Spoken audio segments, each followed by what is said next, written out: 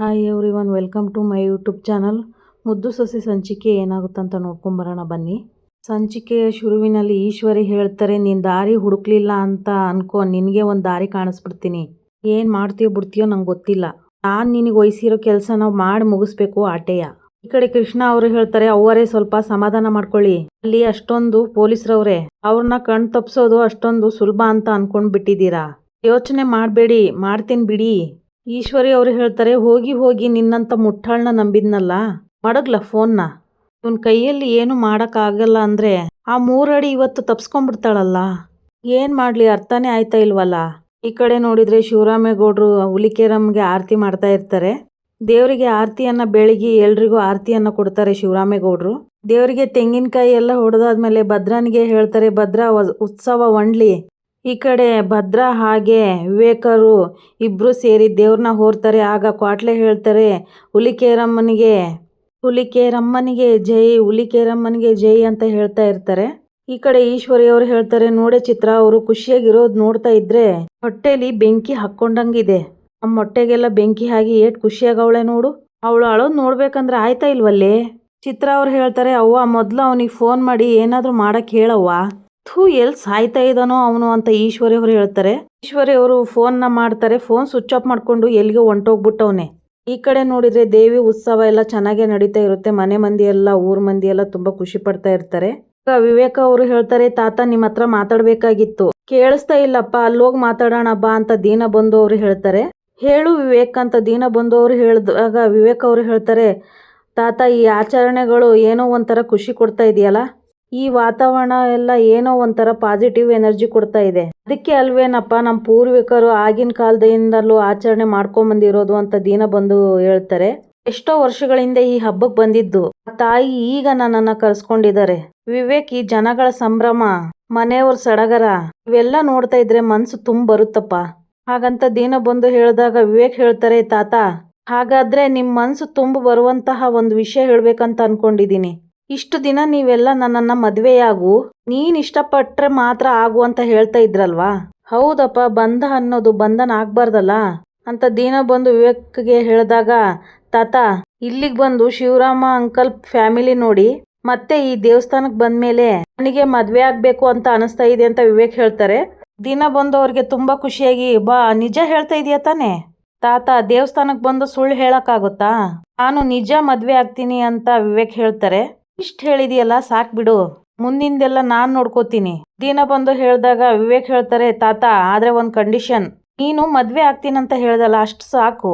ಏನಿಲ್ಲ ತಾತ, ನನ್ನನ್ನ ಕೈ ಹಿಡಿದು ಮದ್ವೆ ಆಗಿ ಬರೋ ಹುಡುಗಿ ನಮ್ಮ ಕುಟುಂಬದಲ್ಲಿ ಒಬ್ಳಾಗಿರ್ಬೇಕು. ಇಲ್ಲಿವರೆಗೂ ನಮ್ಮ ಕುಟುಂಬದಲ್ಲಿ ಹೇಗ್ ಒಗ್ಗಟ್ಟಿದೆಯೋ ಅದನ್ನ ಹಾಗೆ ಕಾಪಾಡ್ಕೊಂಡು ಹೋಗ್ಬೇಕು.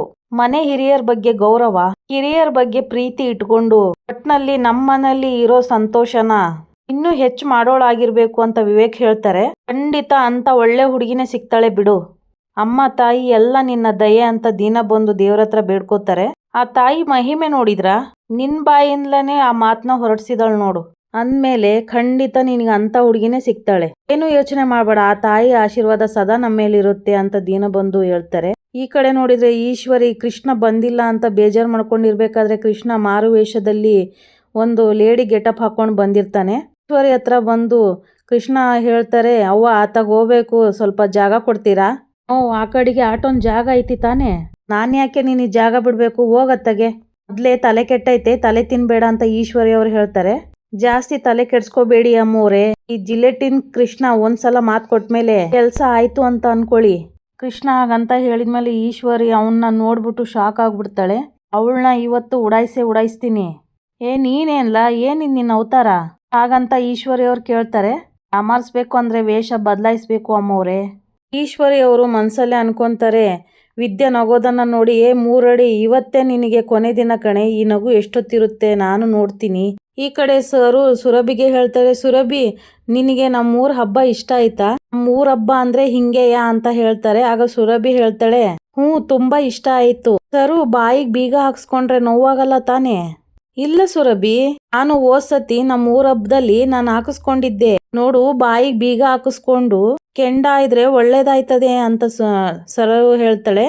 ಮತ್ತೆ ನಿನಗೊಂದು ವಿಷಯ ಗೊತ್ತಾ, ಮೇಲೆ ಕಾಲಿಟ್ರೆ ಒಂಚೂರು ಸುಡಕ್ಕಿಲ್ಲ. ಆಗ ಸುರಭಿ ಹೇಳ್ತಾಳೆ, ಹಾಗಿದ್ರೆ ನಾನು ಹಾಕಿಸ್ಕೊಳ್ತೀನಿ ಇರು, ನಾನು ದೊಡ್ಡಮ್ಮನ್ ಕೇಳ್ತೀನಿ. ಈ ಕಡೆ ಸರಿತಾ ಅವರು ಭದ್ರಾ ಅಜ್ಜಿಗೆ ಹೇಳ್ತಾರೆ, ಅಮ್ಮ ಈ ಪೂಜೆಗೆ ನಾವು ಸೇರಿರೋದು ಎಷ್ಟು ಸಂತೋಷ ಆಗ್ತಾ ಇದೆ ಗೊತ್ತಾ ಅಮ್ಮ. ಸುರಭಿ ಬಂದು ಹೇಳ್ತಾಳೆ, ದೊಡ್ಡಮ್ಮ ನಾನು ಸರು ಜೊತೆಗೆ ಬಾಯಿಗೆ ಬೀಗ ಹಾಕ್ಸ್ಕೋತೀನಿ. ಬೇಡಮ್ಮ, ನೋಡು ಇದಕ್ಕೆ ಇದ್ರದ್ದೇ ಆದಂತಹ ರೀತಿ ನೀತಿಗಳಿವೆ. ಸರಿತಾ ಅವರು ಹೇಳಿದಾಗ ಈ ಕಡೆ ಭದ್ರಾ ಅಜ್ಜಿ ಹೇಳ್ತಾರೆ, ಹೌದು ಕಣವ್ವ, ಮತ್ತೆ ಬಾಯಿಗೆ ಬೀಗ ಹಾಕಿಸ್ಕೋಬೇಕಾದ್ರೆ ತಾರೆಯಿಂದ ಒಂದು ಹನಿ ನೀರು ಕುಡಿಬಾರ್ದು.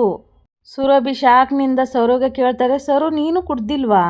ಇಲ್ಲಪ್ಪ ಅಂತ ಸರು ಹೇಳ್ತಾಳೆ. ಆಗ ಸರಿತಾ ಅವ್ರು ಹೇಳ್ತಾರೆ, ಸುರಭಿ ಬೇಜಾರು ಮಾಡ್ಕೋಬೇಡ, ಒಂದು ಕೆಲಸ ಮಾಡೋಣವಾ, ಮುಂದಿನ ವರ್ಷ ಎಲ್ಲರೂ ಇಲ್ಲಿಗೆ ಬರೋಣ, ಆಗ ಬೇಕಾದರೆ ನೀನು ಬಾಯಿಗೆ ಬೀಗ ಹಾಕಿಸ್ಕೊಳ್ಳುವಂತೆ, ಸಂತೋಷನಾ ಅಂತ ಹೇಳ್ತಾರೆ. ಸುರಭಿ ಹೇಳ್ತಾಳೆ, ಓಕೆ ದೊಡ್ಡಮ್ಮ, ಅದು ಸರಿ, ಈ ಬಾಯಿ ಬೀಗ ಯಾಕೆ ಹಾಕಿಸ್ಕೊಳ್ತಾರೆ? ಆಗ ಭದ್ರಾ ಅಜ್ಜಿ ಹೇಳ್ತಾರೆ, ಆ ಮಾತಿಗೆ ಮಾತು ಬೆಳೆದು ಜಗಳ ಆಗಿ ಅಸಮಾಧಾನ ಸೃಷ್ಟಿಯಾಗಿ ಹಬ್ಬದ ವಾತಾವರಣ ಹಾಳಾಗಬಾರ್ದು ಅನ್ನೋ ಕಾರಣಕ್ಕೆ ನಮ್ಮ ಹಿರಿಯರು ಹಾಕೋಬೇಕಂತ ರೂಢಿ ಮಾಡಿದ್ರು. ಆದ್ರೆ ಇವಾಗ ಕೆಲವ್ರು ಆಟೆ ಹಾಕೋತಾರೆ. ಹಬ್ಬ ಅಂದ್ರೆ ಸಂತೋಷ, ಒಗ್ಗಟ್ಟು, ಬಾಂಧವ್ಯನ ಬಲಪಡಿಸ್ಬೇಕಲ್ವಾ. ಆದ್ರೆ ಈ ಸಮಯದಲ್ಲಿ ಸುಮ್ಕೆ ಏನೇನೋ ಮಾತಾಡೋದು, ಅದರಿಂದ ಇನ್ನೊಂದೇನೋ ಆಗ್ಬಾರ್ದು ಅನ್ನೋ ಕಾರಣಕ್ಕೆ ಅಂತ ಮೋಹನ ಅವರು ಹೇಳ್ತಾರೆ. ಜೊತೆಗೆ ಹಬ್ಬ ಮಾಡೋ ಟೈಮಲ್ಲಿ ಮೌನವಾಗಿದ್ರೆ ದೇವ್ರ ಧ್ಯಾನ ಮಾಡಕ್ಕೆ ಸಹಾಯ ಆಗುತ್ತೆ ಅಂತ ಭದ್ರಾ ಅಜ್ಜಿ ಹೇಳ್ತಾರೆ. ಆಗ ಮೋಹನ್ ಅವ್ರು ಹೇಳ್ತಾರೆ, ಎಲ್ಲದಕ್ಕಿಂತ ಹೆಚ್ಚಾಗಿ ಮಾತನ್ನ ಬಿಟ್ಟು ಭಕ್ತಿಯಿಂದ ಹಬ್ಬನ ಆಚರಣೆ ಮಾಡಿ ಒಗ್ಗಟ್ಟನ್ನ ಕಾಪಾಡೋ ಉದ್ದೇಶ. ಹಬ್ಬ ಅಂದ್ರೆ ಮಾತು ಮಿತಿಯಾಗಿರ್ಬೇಕು, ಮನಸ್ಸು ಶಾಂತವಾಗಿರ್ಬೇಕು, ಜೊತೆಗೆ ಒಗ್ಗಟ್ಟಲ್ಲಿ ಎಲ್ರೂ ಸೇರಿ ಸಂಭ್ರಮ ಪಡಬೇಕು. ಅದಕ್ಕೆ ಈ ಬಾಯಿ ಬೀಗ ಶುರುವಾಗಿದ್ದು ಅಂತ ಭದ್ರಾ ಅಜ್ಜಿ ಹೇಳ್ತಾರೆ. ಹಾ ನಡ್ರಿ ಅಲ್ಲಿ ಕೊಂಡ ಪೂಜೆ ಮಾಡ್ಬೇಕು. ಈ ಕಡೆ ಸ್ವಾಮಿಗಳು ಕೇಳ್ತಾರೆ, ಗೌಡ್ರೆ ಕಳಸದ ಪೂಜೆಗೆ ಹೋದವ್ರು ಬಂದ್ರಾ? ಸ್ವಾಮಿಗಳು ತಂದಿರೋ ಕಳಸಕ್ಕೆಲ್ಲ ಆರತಿನ ಮಾಡ್ತಾರೆ.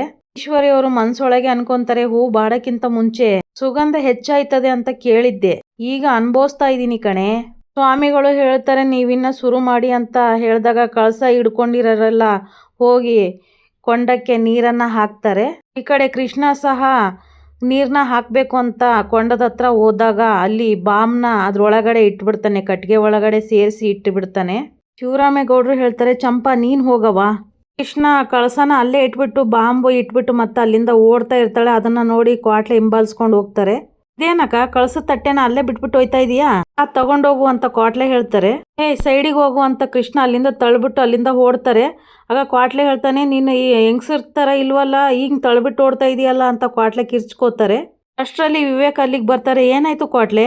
ಅಲ್ಲ ಗೆಳೆಯ, ಈ ಒಕ್ಕ ಕೊಂಡಸ್ವಾಮಿ ಹತ್ರ ಪೂಜೆ ಮಾಡಿ ಕಳಸದ ತಟ್ಟೆನ ಅಲ್ಲೇ ಬಿಟ್ಬಿಟ್ಟು ಹೋಯ್ತಾ ಇದ್ರು, ನನ್ ತಗೊಂಡೋಗು ಅಂದ್ರೆ ನನ್ನೇ ನೋಕ್ಬಿಡದ, ಮೋಸ್ಟ್ಲಿ ಏನಾದ್ರೂ ಪ್ರಾಬ್ಲಮ್ ಇರ್ಬೇಕು, ಅದಕ್ಕೆ ಹೋಗಿರ್ಬೋದು ಅಂತ ವಿವೇಕ್ ಹೇಳ್ತಾರೆ. ಹಂಗಾದ್ರೆ ಪೂಜೆ ತವ ಏನೋ ಜಗಳ ಆಗಿರ್ಬೇಕು. ಅಲ್ಲ, ಈ 100 ಜನ ಗಂಡಸರು ಸೇರಿತ್ತವ ಕಿರಿಕ್ ಆಗಕ್ಕಿಲ್ಲ, ಅದ್ರಲ್ಲಿ ಈ 3 ಜಡೆಗಳು ಒಂದತ್ರ ಸೇರ್ಬಿಟ್ರೆ ಮುಗೀತು ಕತೆ.